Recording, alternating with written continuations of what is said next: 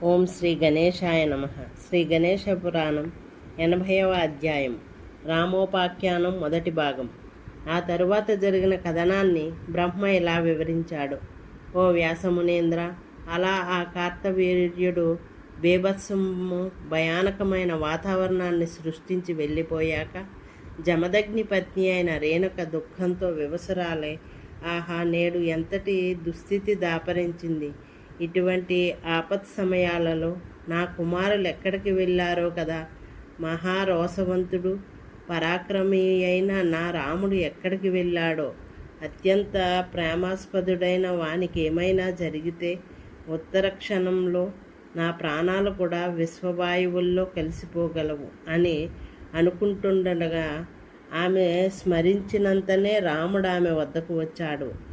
బాణాలతో నాటబడిన తన తల్లిని, మృత్యుడైన తండ్రి జమదగ్నిని చూడగానే మొదలు నరికిన చెట్టులా నేలకూలి ఆ బాధతో మూర్ఛిల్లాడు. కాసేపటికి స్పృహ రాగానే తల్లిదండ్రుల గురించి ఎంతగానో పరితపిస్తూ, ఆహో, ఇప్పుడంతా అంధకారం అలుముకున్నట్లుగా ఉన్నదే, ప్రపంచమంతా శూన్యమై వెలవెలపోతోంది. ఇంద్రుడు లేని అమరావతి, మేరుపర్వతం లేని భూమి ఎలా కాంతి విహీనమై నిస్తేజములవుతాయో, అలాగే నా తండ్రి లేని ఆశ్రమం కూడా ఎంతో చిన్నబోయింది. పరమపావని అయిన గంగానది లేకపోతే 3 లోకాలు ఎలా ఉంటాయో, అట్లాగే నా జనని రేణుకాదేవి నడయాడిన ఆశ్రమం అలా శూన్యంగా గోచరిస్తుంది. అమిత తపోనిష్టకు అలవాలమైన ఈ తపోనిధిపై అతడెలా ఆయుధ ప్రహారం చేయగలిగాడు అనుకుని పరిపరి విధాల తన మాతాపితరులను తలుచుకుని విలపించసాగాడు. ఆ దుఃఖభారానికి మూర్చిల్లి తిరిగి కొంచెం సేపైన తర్వాత లేచి ఏడుస్తూ తల్లి వద్దకు వెళ్ళి ఆమె తలను తన ఒడిలో ఉంచుకొని ఆమెను నాటిన బాణాలను లాగివేచాడు. అప్పుడు తల్లి లేని వియోగం గుండెల్ని కలిచివేయగా మళ్ళా దుఃఖితుడై ఇలా అనుకున్నాడు. 3 లోకాలను సైతం తన పాతివ్రత్య పరాకాష్ఠ చేత భస్మం చేయగలిగినట్టి సామర్థ్యం ఉన్న నా మాతృమూర్తి ఈ దుష్టబాణాలు బారిన పడి ఇలా పడి ఉన్నది ఎందుకని? ఓ తల్లి, నేను ఆటలకు వెళ్ళిన క్షణకాలం కూడా నన్ను విడిచి ఉండేదాను కాదు. ఇప్పుడు నన్ను ఎలా అనాథను చేసి ఎక్కడికి పోదలిచావు? నాకు ఆకలి తీర్చే సమృద్ధైన భోజనాన్ని, పాలను, మంచి వస్త్రాలను ప్రేమతో నాకు ఇచ్చేదానివే. ఎంతో కష్టపడి మీకై నే తెచ్చిన కందమూలాలన్నీ విడిచి ఎక్కడికి పోయావమ్మా? ఇక తల్లిదండ్రులు లేని నా జన్మ వ్యర్థమైంది అంటూ రోధించాడు. ఆ రాముడు గుండెలవిసేలా చేసే రోదనను విని మాతృమూర్తి అయిన రేణుకాదేవి ఆ హృదయ విదారక దృశ్యాన్ని చూడలేక అతడి కళ్ళు తుడిచి, నాయనా, శోకించుకో, నేను నీ వద్దనే ఎప్పటికీ ఉంటాను, నిన్ను వీడి వెళ్ళను, జరిగిన వృత్తాంతాన్ని యావత్తూ తెలుపుతాను విను. నీవు ఈ మధ్యాహ్నం అరణ్యాలకు కందమూలాలను సేకరించడానికి వెళ్ళినప్పుడు ఆ నగరానికి రాజైన కృతవీర్యుని కుమారుడైన కార్తవీర్యుడు సేనాసమేతుడై మన ఆశ్రమానికి వచ్చాడు. యథోచిత రీతిన గౌరవించి భోజనానికి బలవంతంగానే ఒప్పించాడు నీ తండ్రి. సమస్త రాజలాంఛనాలతోనూ రాజోచిత వైభవాలతో ఆ రాజును భుజింపచేశాము. కామధేనువును ప్రార్థించి ఆమె యొక్క విశేషానుగ్రహం చేత సర్వము సమకూర్చుకుని యథావిధిగా అతిథి సత్కారాలను జరిపాము. ఆ రకంగా భోజనం చేశాక దురాశాపూరితుడై ఆ ధేనువును తనకు సమర్పించమని నీ తండ్రిని యాచించాడు.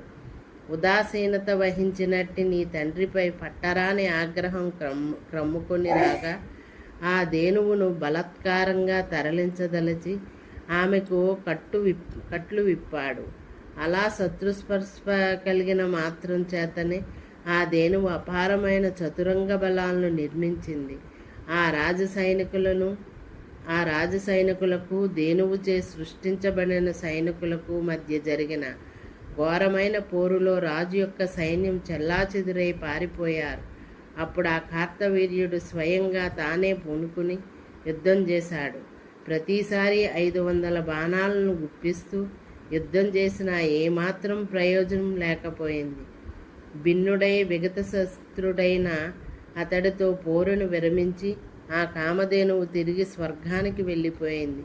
తిరిగి వచ్చి నీ తండ్రి సముఖంలో అతడిని నిందిస్తూ ఆ దుష్టుడు నీ తండ్రి వక్షస్థలంపై వాడి అయిన ఒక బాణాన్ని నాటాడు. ఏ రకంగానూ అతడికి అపకారం చేయని నన్ను కూడా 21 వాడి బాణాలతో గుచ్చి బాధించాడు. ఆ దుర్మార్గుడు అలా లేవలేని స్థితిలో ఉన్న మమ్మల్ని విడిచి వెళ్ళిపోయాడు. ఓ రామా, నీవు వెంటనే ఆ దుష్టిని సంహరించు. అంతేకాదు, దుర్మాదాంధుడై నాపై 21 బాణాలు గుచ్చాడు కనుక నీవు 21 సార్లు క్షత్రియ వంశాలనన్నింటినీ నాశనం చేసి మా ఆత్మకు శాంతిని కూర్చు.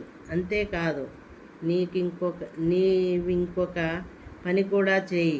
ఎవరినీ ఎన్నడూ దహింపచేయని ప్రదేశంలో మాకు అగ్ని సంస్కారాలు నెరవేర్చు. నీకు పురోహితునిగా అనసూయాసుతుడైన దత్తాత్రేయుని ఆహ్వానించు. 13వ రోజు వరకు మాకు అపరకర్మలు నిర్వహించు. ఆ విధంగా చేసినట్లయితే మేము ఉత్తమగతులను పొందగలము. అలా దత్తుని వలన నిర్వహింపచేయబడ్డ ఉత్తర క్రియలు సార్థకములవుతాయి. అతని కంటే సమర్థుడు వేరెవరూ లేరు అంటూ ఆ రేణుకాదేవి తన తనయుడైన రాముని ఒడిలో తల ఉంచి ప్రాణములు విడిచింది.